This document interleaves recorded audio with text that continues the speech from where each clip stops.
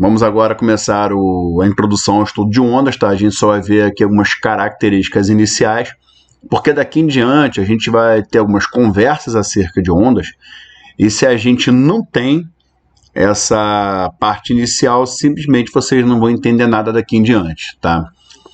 Esse material aqui, material ele originalmente é do professor Fernando Barros, tá?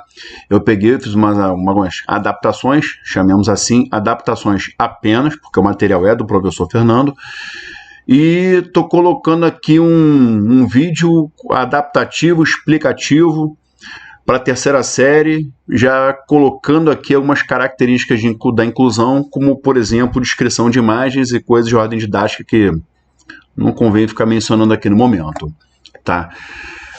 O que a gente vai ver especificamente nessa aula? A gente vai ver o conceito de onda, os tipos de onda e os elementos de uma onda, o que já é bastante coisa no intervalo de tempo que a gente tem aqui. Só ver quanto tempo isso vai levar.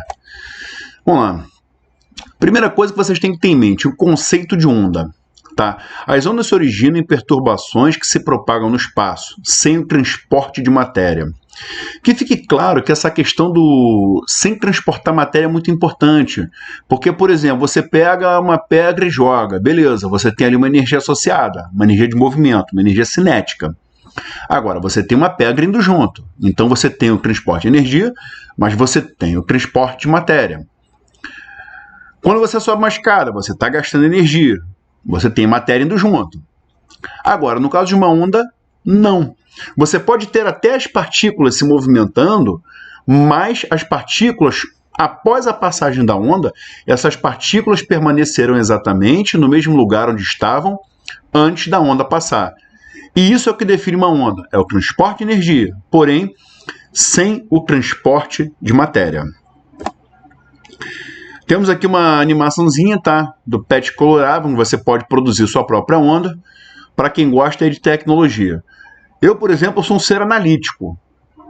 O que eu estou chamando de ser analítico? Eu prefiro, por exemplo, chegar e colocar o dedo no copo d'água. Eu vou ali, ó, eu perturbo o meio e gero ali uma onda mecânica.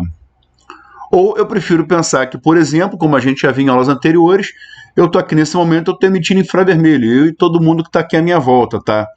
O todo mundo aqui na pandemia, quem é o todo mundo aqui, ó? É o travesseiro, com quem você pode bater um papo, a cama te responde também, entendeu? Na pandemia essas coisas acontecem. Enfim, todo mundo que está aqui emite infravermelho e, conforme nós sabemos, esse infravermelho depende da temperatura e, quanto maior a temperatura, maior será a emissão desse infravermelho até que se chegue ao vermelho, que é a primeira cor visível no espectro eletromagnético. Tá? Vamos só começar a caracterizar aqui as ondas. Primeiro, quanto à origem, tá? Se a origem for eletromagnética, isso vem de uma vibração molecular. Todos sabemos que as partículas se agitam, todo corpo tem suas partículas e essas partículas se agitam. Quando você tem essas partículas se movimentando, perceba, ó, eu tenho uma partícula indo para cá, de repente ela bateu em outra, eu mudei a velocidade das duas. Quando eu mudo a velocidade das duas, eu tenho ali uma variação de velocidade. Toda vez que eu tenho essa variação de velocidade, eu tenho ali a emissão de uma radiaçãozinha. Então, se você tem bilhões e bilhões de partículas se batendo, você tem bilhões e bilhões de partículas que estão ali, ó, variando a velocidade. Então, você tem bilhões e bilhões de partículas emitindo o que, num conjunto, você vai chamar de ondas emitidas pelo material. E tudo que vem de vibração molecular é de onda eletromagnética, ou seja, você tem ali a associação entre um campo elétrico, os corpos têm carga, e um campo magnético, caracterizado por cargas elétricas em movimento. Ou uma onda pode ser mecânica, basta que você perturbe o meio material. Para você que está paradinho aí, por exemplo, você pode botar aqui o dedo na garganta e fazer assim, ó. Só com o dedinho na garganta, vibrando, ó.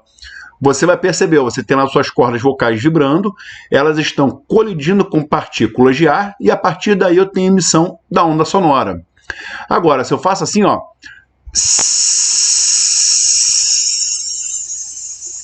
lá na pontinha da boca, imitando panela de pressão, e com o dedinho na garganta, ó, você não vai sentir vibração nenhuma na sua garganta. Por quê? Para esse som, você não tem as suas cordas vocais vibrando, elas não estão perturbando o meio ar. Tá? Vamos classificar agora com relação à direção de propagação e oscilação da onda. Primeiro, ondas longitudinais. A vibração ocorre paralelamente à direção de propagação. Por exemplo, você pega uma molinha, você puxa a mola, solta. Aí ela fica se batendo aqui na horizontal. Se as minhas moléculas se deslocam na horizontal, se você tem a direção de propagação na horizontal, seja para a esquerda ou para a direita, você tem uma onda que ela é longitudinal. Depois temos ondas transversais, onde a vibração ocorre transversalmente à direção de propagação. Cara, meu exemplo preferido, sabe qual é? É um pulso no elástico. Você pega o elástico, você dá aquela chicotada com o elástico, numa corda, mangueira de quintal dá para fazer isso. Você vê que tem pontos que sobem, pontos que descem, mas depois que o pulso passa, tudo volta ao normal. Mesma coisa se você estiver na beira da praia. Não é exatamente uma onda transversal que você tem ali, mas quando você está depois da arrebentação lá com a tua prancha, cara, a onda passa. Você está lá batendo papo, falando do vento, e sobe, desce, fala do vento, fala do mar, lembra do swell, e está subindo e descendo sem fazer força. Claro que eu estou descartando aí efeitos de correnteza, tá? E vamos começar a exemplificar um pouco mais aqui agora, tá? Pegando o nosso item 2.1. A gente está pegando aqui, fazendo aí um flashback no nosso espectro eletromagnético, onde eu começo lá com ondas de rádio, depois eu tenho micro-ondas, infravermelho, luz visível, ultravioleta, raio-x, raio gama. Na luz visível, que por definição, luz visível é aquela luz que seus olhos são capazes de captar, o primeiro comprimento de onda visível é o vermelho e o último comprimento de onda é o violeta. Você tem lá o vermelho, laranja, amarelo, verde, azul, violeta, tá? Conforme você muda o comprimento de onda, você muda a energia associada, a gente vai ver depois o motivo, mas o que nos interessa aqui é, para todas essas ondas que foram ditas agora, todas elas vêm de aceleração de carga. Todas elas, de um jeito ou de outro, vêm de alguma espécie de vibração, de movimentação molecular. E aí você tem um tipo de onda que ela não necessita de um meio material para se propagar. Você não perturbou um meio material propriamente dito, tá? Para que você tivesse a propagação dessa onda. Isso significa que essa onda pode, por exemplo, se propagar no vácuo. Como assim? Por exemplo, a luz do Sol. Tá? Você tem uma densidade molecular baixíssima entre o Sol e a Terra. Vácuo. Mas a energia solar chega até aqui. Chega lá a sua parte no infravermelho, sua parte no ultravioleta, e a maior parte do que o Sol emite que é visível, chega tudo aqui bonitinho. Por quê? A vibração eletromagnética, a onda eletromagnética, ela pode se propagar no vácuo. Mais detalhes nós veremos posteriormente. Quanto à origem, eu tenho aí uma perturbação mecânica. E eu tenho aí uma foto de uma gota na água e um conjuntinho de ondas associadas. Tem uma onda gigante, tá? Que também vem de uma perturbação. Isso aqui pode ser um abalo sísmico, isso aqui pode ser do vento, isso aqui pode ser de um monte de coisas, tá? Um monte de fatores associados, desde que você tenha o deslocamento de energia no meio material, que ali é a água. E depois a demonstração de zonas de compressão e rarefação numa mola, tá? Que também é uma propagação no meio material.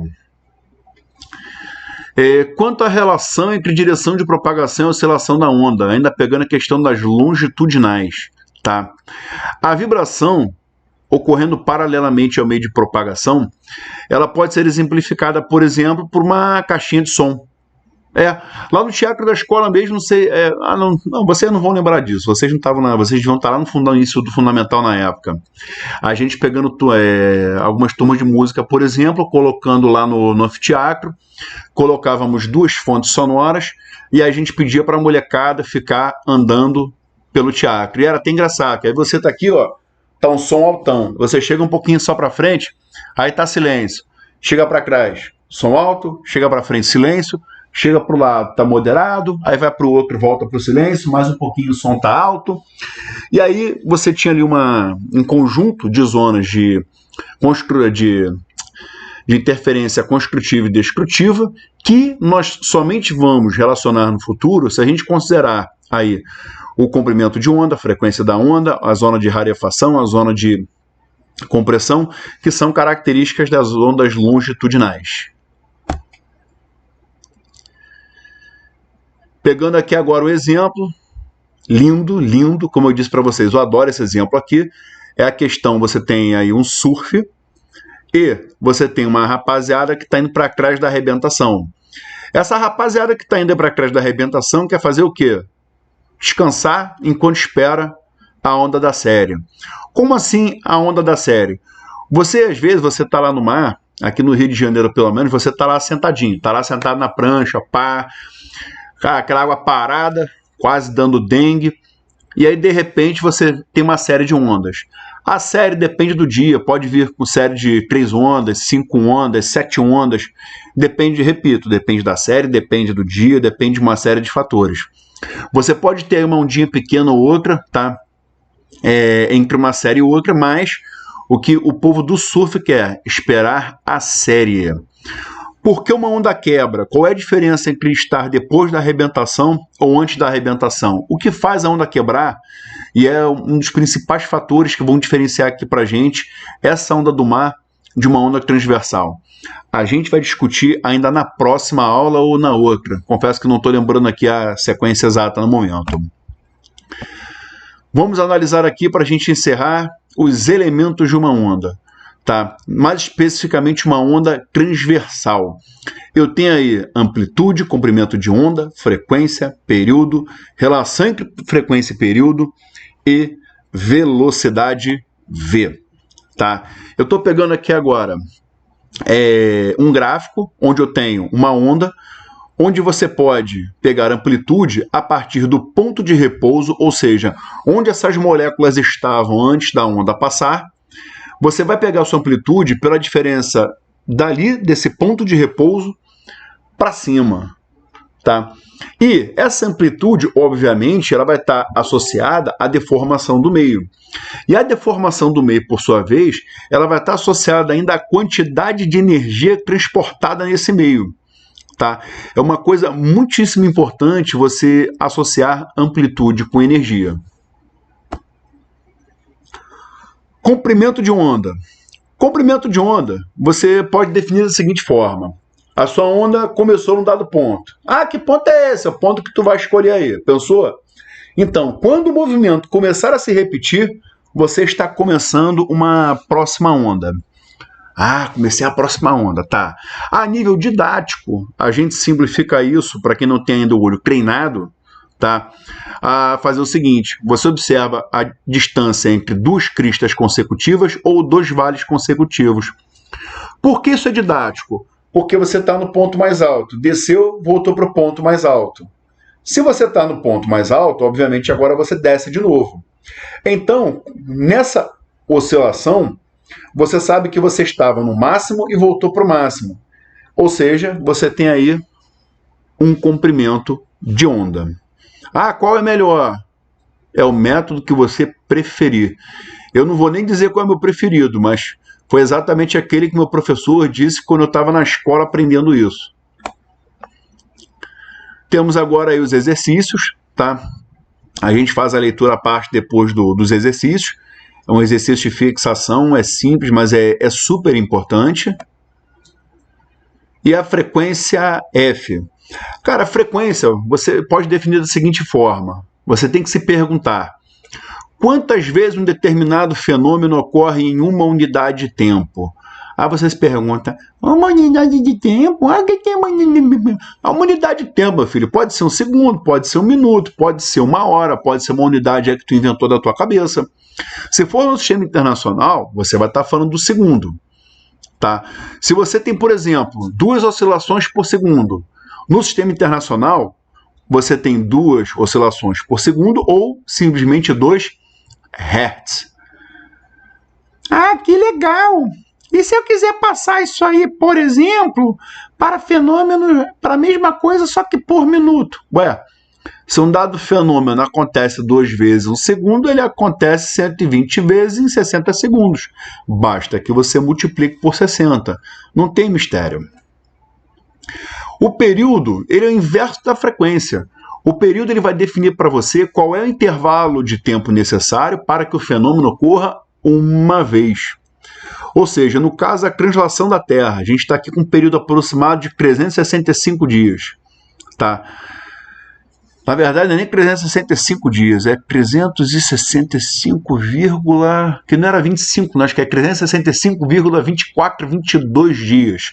Que a gente arredonda aí para 365,25, tá? Só para botar o ano bissexto bonitinho, o resto a gente desconta aí na prestação. O que eu estou chamando de descontar na prestação? Por exemplo, no ano de 1582, o cara acordou de manhã, foi trabalhar no dia 4 de outubro. Aí no dia seguinte o cara foi trabalhar de novo. Não era mais dia 5 não, tá? Agora é dia 15. O dia 5 de outubro até o dia 14 na história não existiram. Esses dias desapareceram da história.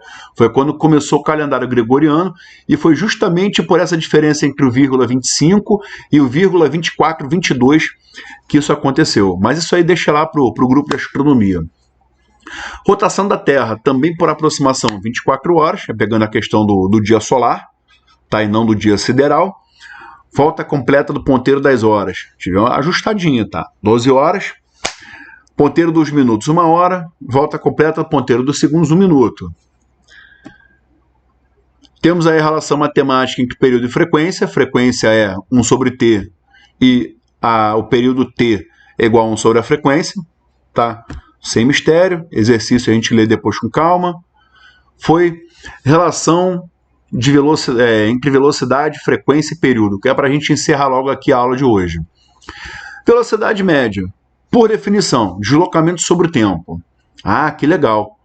Pô, o deslocamento, se você considera o deslocamento de uma onda e o tempo de passagem de uma onda, que é o período, você vai dizer que velocidade é igual a lambda, que é o comprimento de onda, dividido por esse período. Mas, como o inverso do período é a frequência, você também pode dizer que a velocidade de uma onda é dado por lambda f, ou seja, comprimento de onda vezes a frequência de onda. Tá legal? Eu espero que esse vídeo tenha ficado mais curto que os outros. Um abraço.